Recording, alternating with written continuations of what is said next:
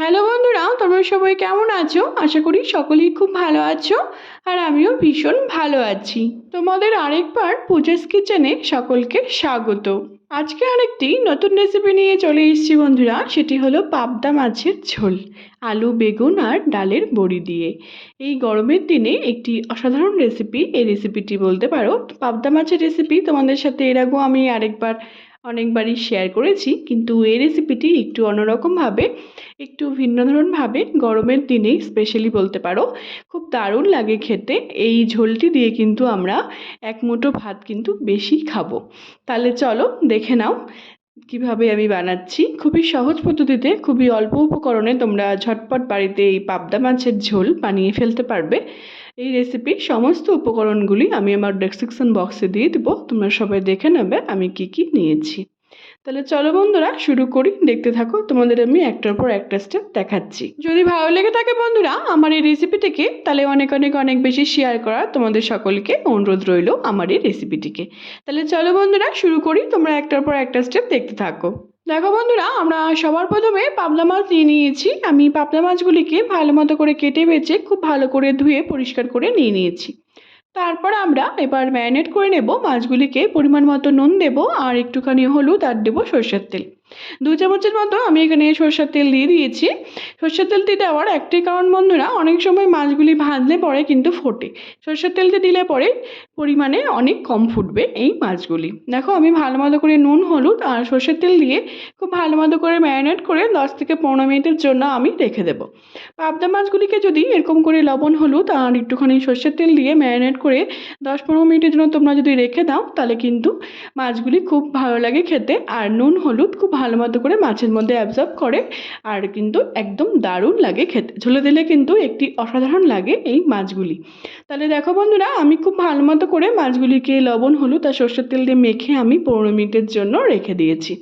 তারপর আমরা গ্যাসে একটি কড়াই বসিয়ে দিয়েছি। আমি এখানে পরিমাণ মতো সরষের তেল দিয়ে দিব, মাস্টার্ড অয়েল। তেলটি দেওয়ার পর যখন আমাদের তেলটি খুব ভালো মতো করে গরম হয়ে যাবে, তারপর যে আমরা ম্যারিনেট করে রেখে দিয়েছিলাম মাছগুলিকে, সব মাছগুলিকে আমরা এক এক করে লাল করে ডিপ ফ্রাই করে ভেজে আমি তুলে নেব এক এক করে সবগুলো মাছ। তারপর তোমরা নেক্সট স্টেপ দেখো। মাছগুলোকে যদি এরকম করে একটু লালটে লালটে করে ভেজে নেওয়া হয়, তাহলে কিন্তু মাছগুলি ঝোলে দিলেও ভাঙে না আর খেতেও কিন্তু দারুণ লাগে। দেখো বন্ধুরা, আমাদের প্রথম ব্যাচের মাছ কিন্তু ভাজা হয়ে গেছে, আমি তুলে নিয়েছি। এবার যে আমাদের বাদবাকি মাছগুলো আছে সেগুলো মাছকেও আমি এক এক করে লাল করে ডিপ ফ্রাই করে সেম ওরকম করে ভেজে আমি তুলে নেব। দেখো আমি কীরকম করে লালটে লালটে করে ভেজে তুলে নিয়েছি। তারপর তোমরা নেক্সট স্টেপ দেখো। এই পাবদা মাছের রেসিপিটি কিন্তু একটি অসাধারণ রেসিপি বলতে পারো, একটি অন্যরকম পাবদা মাছের রেসিপি। সাধারণত আমরা পাবদা মাছে সর্ষে বাটা দিয়ে খেয়ে থাকি বন্ধুরা, কিন্তু এরকমভাবে যদি বিশেষ করে গরমের দিনে যদি তোমরা এরকম করে ঝোল বানিয়ে আলু বেগুন আর ডালের বড়ি দিয়ে তোমরা যদি বানিয়ে খাও, তাহলে কিন্তু তোমাদের দারুণ লাগবে খেতে। একটি অসাধারণ রেসিপি বলতে পারো। শুধু গরমের দিন বলে না, অন্য অন্য সময়েও কিন্তু তোমরা এই রেসিপিটি বানিয়ে খেতে পারো। দেখো বন্ধুরা, আমি সবগুলো মাছকে ভেজে আমি তুলে নিয়েছি। তারপর আমরা ওই মাছ ভাজার তেলেই আমি যে বেগুনগুলিকে কেটে রেখেছিলাম সেগুলিকেও আমরা নুন হলুদ দিয়ে ভালো মতো করে লালটে লালটে করে ভেজে আমি তুলে নেব। তারপর তোমরা নেক্সট স্টেপ দেখো। দেখো বন্ধুরা, আমরা যদি বেগুনগুলিকে এরকম করে আগে ভেজে নিয়ে ঝোলে দিই, তাহলে কিন্তু বেগুনগুলি একদম ভেঙে যাবে না। তোমরা লাস্টে দেখতে পারবে অনেক সময় ঝোলে দিলে পরে কিন্তু বেগুনগুলি ভেঙে যায় আর খেতে কিন্তু একদম ভালো লাগে না। তোমরা যদি এরকম করে বেগুনগুলিকে আগে নুন হলুদ দিয়ে ভেজে নিয়ে রান্না করো, তাহলে কিন্তু একটিও বেগুন ভেঙে যাবে না আর দারুণ লাগবে খেতে। তারপর আমরা বেগুনগুলিকে নামিয়ে নিয়েছি। তারপর ওই তেলেই আমি আলু কেটে নিয়েছি লম্বা লম্বা করে, ওগুলোকেও আমরা নুন হলুদ দিয়ে ভালো মতো করে লালটে লালটে করে ভেজে আমি তুলে নেব। 70% মতো আলুটিকে আমি ভেজে নেব। তারপর তোমরা নেক্সট স্টেপ দেখো।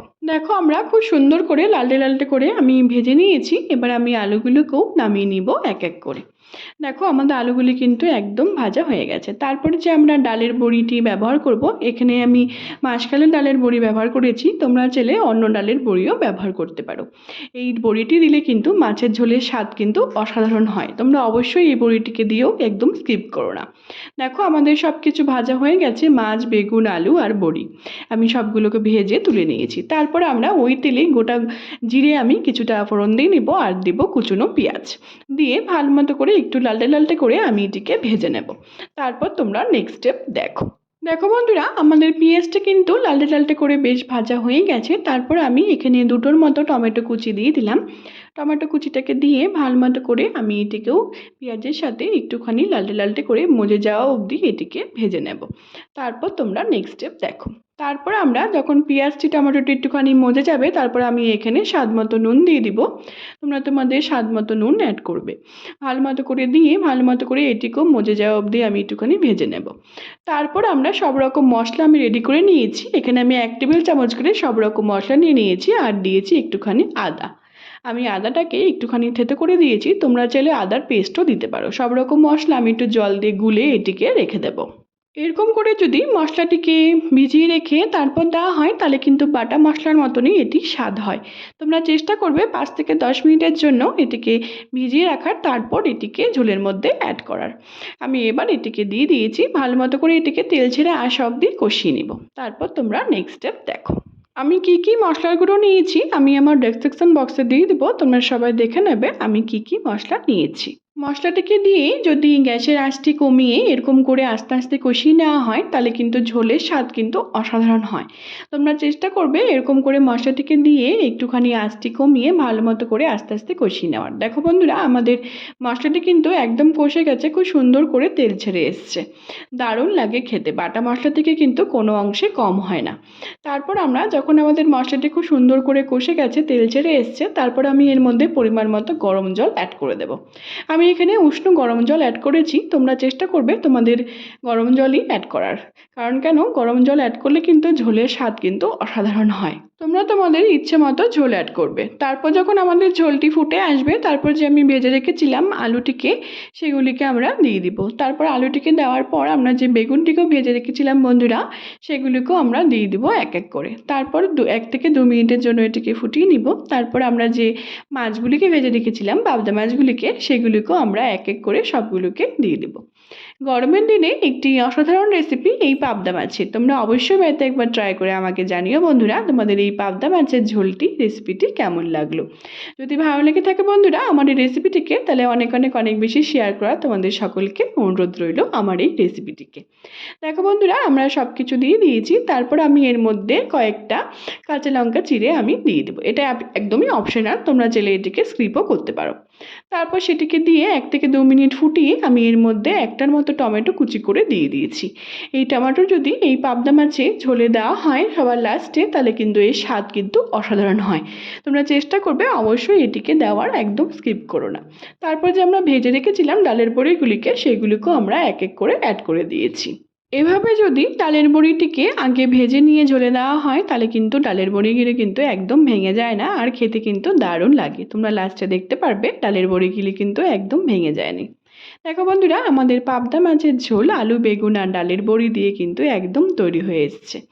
দেখো আমাদের আলুগুলো কিন্তু কত সুন্দর করে সিদ্ধ হয়ে গেছে। তোমরা অবশ্যই বাড়িতে একবার ট্রাই করে আমাকে জানিও তোমাদের এই পাবদা মাছের ঝোলের রেসিপিটি কেমন লাগলো। যদি ভালো লেগে থাকে বন্ধুরা আমার এই রেসিপিটিকে, তাহলে অনেক অনেক অনেক বেশি শেয়ার করার তোমাদের সকলকে অনুরোধ রইল আমার এই রেসিপিটিকে। তারপর আমরা ভালো মতো করে মিনিট 5 ধরে আমি এটিকে ফুটিয়ে নিব। তারপর সবশেষে দিয়ে দেবো একটুখানি গরম মশলা গুঁড়ো আর দেবো 2 চামচের মতো ঘি।